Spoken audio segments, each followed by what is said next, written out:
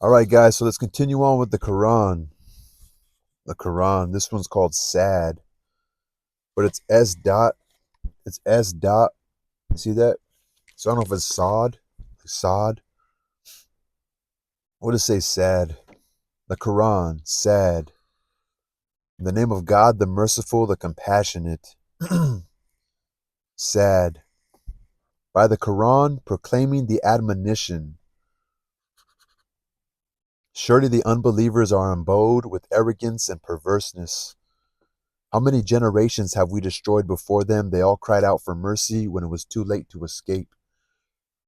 They marvel that one of their own should come to warn them. This is a sorcerer, a teller of lies, they say.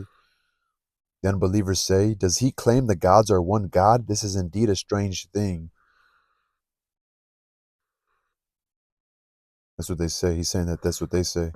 Their elders go about saying, go and stand firm in the worship of your gods. It is a binding duty.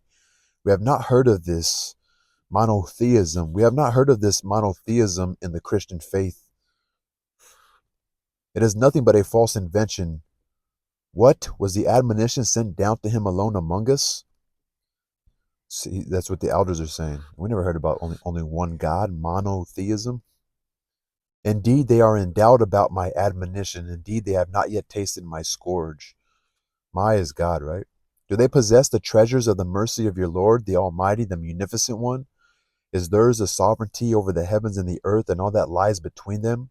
And let them climb up to the sky by ropes. There none shall be found but factions of defeated warriors. Before them, the people of Noah, Ad, Pharaoh, who impaled his victims upon the stake. Okay. Before them, the people of Noah, Ad, and Pharaoh, who impaled his victims upon the stakes. Dalmud, the people of Lot, and the dwellers of the forest. Literally, the last faith.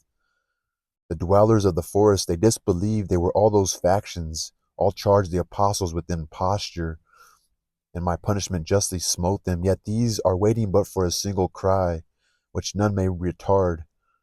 Yet these are waiting but for a single cry, which none may retard. They say, Lord, hasten our doom before the day of reckoning. Bear with what they say and remember our servant David, who was both a mighty and a penitent man. Like a remorseful man, penitent, always asking God for mercy. We made the mountains. Where's number 3? Did I pass it?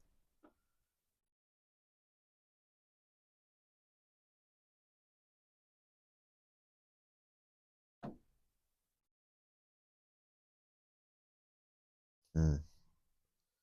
The people of Midian. There's a number 3 right here. Did I pass it? I don't see it.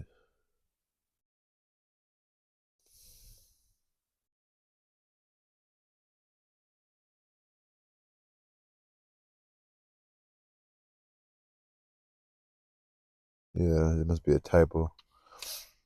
Anyway, so we made the mountains join with him in praise evening and morning. And the birds too and all their flocks, all were obedient to him. We made his kingdom strong and gave him wisdom and discriminating judgment. Have you heard the story of the litigants who entered his chamber by climbing over the wall? When they went in to David and saw that he was alarmed, they said, fear not, we too are litigants.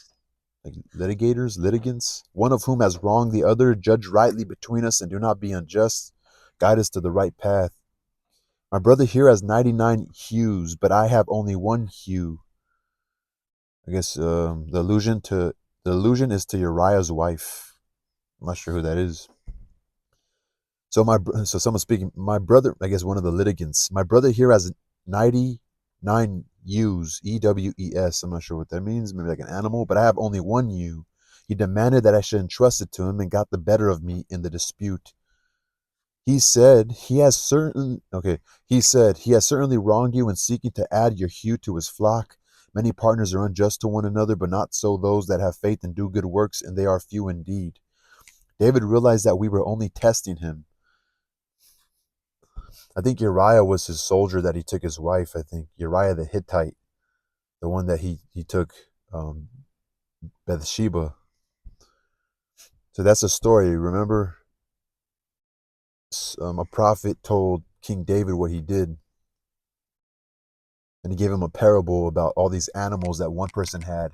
And this one only had one animal. So that one animal was more valuable to that one man, despite this one having so many other of the same animal, but still taking what, which was only what, which was only one of that man's.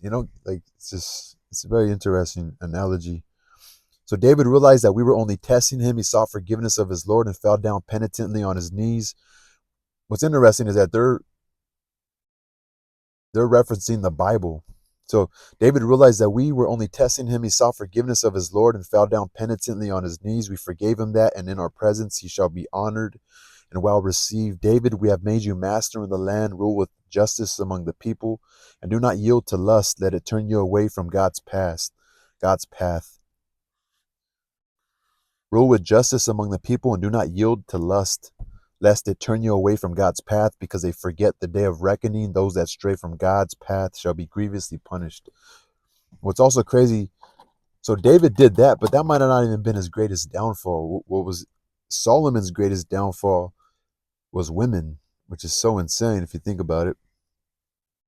It was not in vain that we created heaven and earth and all that lies between them. That is what the unbelievers think, but woe betide the unbelievers when they are cast into the fire. Are we to equate those that have faith and do good works with those that perpetrate corruption in the land? Are we to equate the righteous with the ungodly? This book we have revealed to you with our blessing, that those that are of good sense possessed might ponder its revelations and take warning. Good sense possessed might ponder the revelations and take warning. Got about 2.5 pages.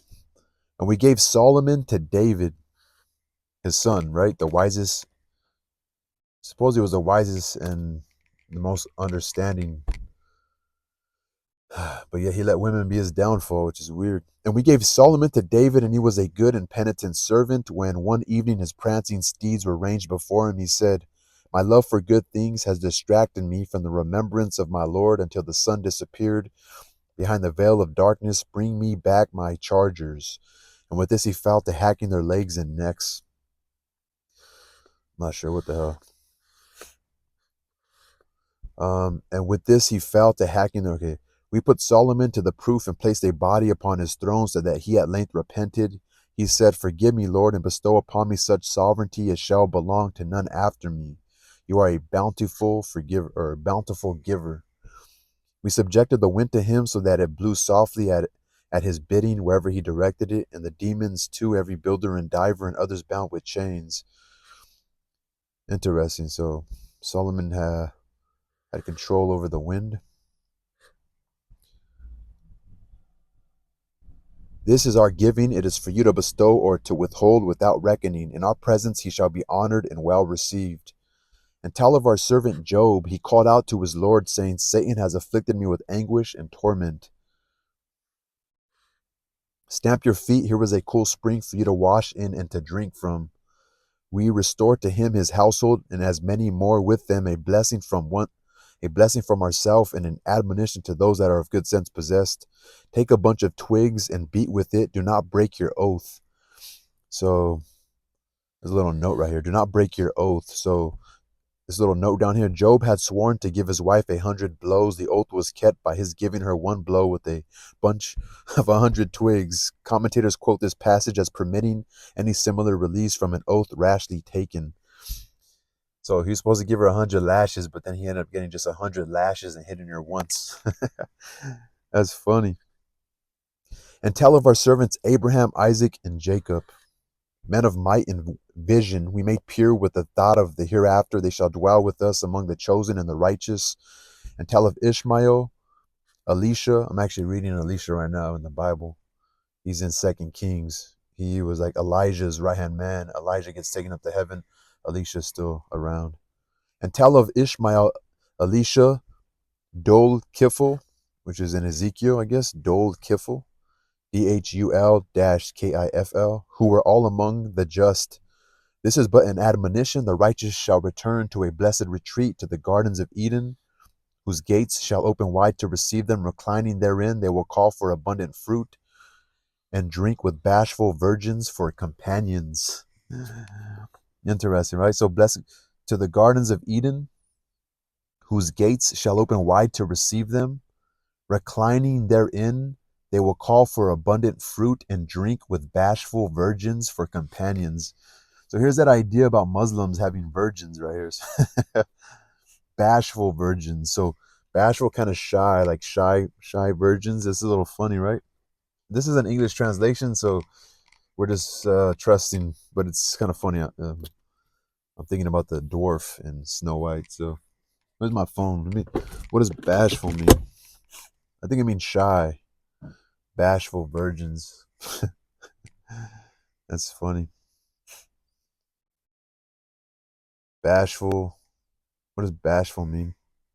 Bashful, reluctant to draw attention to oneself. Shy. Huh. Fuck the shy shit, right? Because sometimes you think shy it might be something else, but bashful, reluctant to draw attention to oneself. That's like, as a man, what do you want? A beautiful woman that doesn't give a fuck about attention, you know? And so we got bashful, bashful, bashful, reluctant to draw attention to oneself. All this you are promised for the day of reckoning. This is our gift, a gift unending. But doleful shall be the return of the transgressors. In hell shall they burn, an evil resting place. Therein let them taste their drink.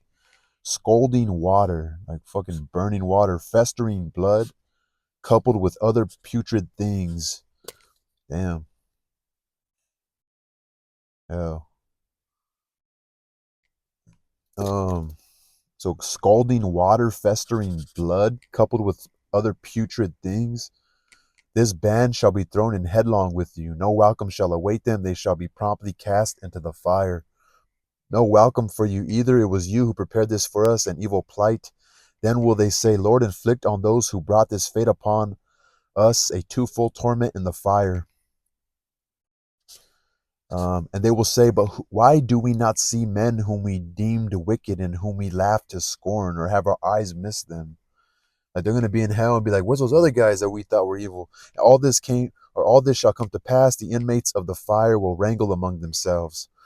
Well, say to them, I am only to give warning. There was no divinity but God, the one who conquers all. He is the Lord of the heavens and the earth, and all that lies between them, the Almighty, the forgiving one. Also say to them, this is a fateful message, yet you pay no heed to it. I had no knowledge of those on high when they wrangled among themselves. It was revealed to me only that I might warn you plainly. Tell of your Lord when he said to the angels, I am creating man from clay. When I have fashioned him and breathed my spirit into him, kneel down and prostrate yourselves before him. The angels prostrated themselves, one and all, except the devil. So that's the story, remember? So after God made Adam and Eve, God made his angels, or he commanded his angels to bow down before his creation, which was man. And the only one that didn't want to bow down was the devil. And he said, why should I bow down to these things? I'm an angel. Like, so that's the story of the devil, according to the Koran, the Muslims. So the angels prostrated themselves, which bowed down, prostrate, like bow, like humbly put your head down in submission. That's what it means to prostrate yourself. If you read books, that word will come up. If you read enough, I guess. So the angels prostrated themselves, one and all, except Satan, who was too proud and was an unbeliever. Satan, said God, what prevented you from bowing to him whom I created with my own hands? This is God speaking right here. Are you too proud, or do you deem yourself superior? So Satan, said God, what prevented you from bowing to him whom I created with my own hands? Are you too proud, or do you deem yourself superior? Damn, it must have been scary back then. Like, if you didn't believe in this shit, they'll kill you. Even now, they still do that. Fuck. He said, I am nobler than he. So this is the devil's words. I am nobler than he. You created me from fire, but him from clay. The first time they actually put words to Satan in this book. So he said, I am nobler than he, meaning Adam. I am nobler than Adam. You made me from fire, you made him from clay. Get you out hence, you are accursed, said God, and my curse shall remain on you until the day of reckoning. And then I guess the devil responded, reprieve me, Lord, till the day of resurrection. And God responded, reprieved you shall be till the day of the time appointed.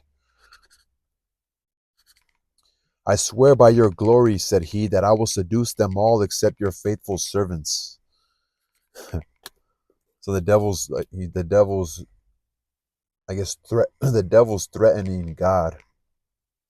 I swear by your glory that I will seduce them all except your faithful servants. Like I will seduce them except those that I guess were preordained to be. And then God responds, learn the truth then, and I speak nothing but the truth. I will surely fill hell with your offspring and those from among your followers all. And so this book is demanding that we say, I demand of you for this no recompense, nor do I pretend to be what I am not. This is but an admonition to mankind. In a while you shall learn about it all. I don't know. I'm just relaying the message, guys. So I don't know what to believe.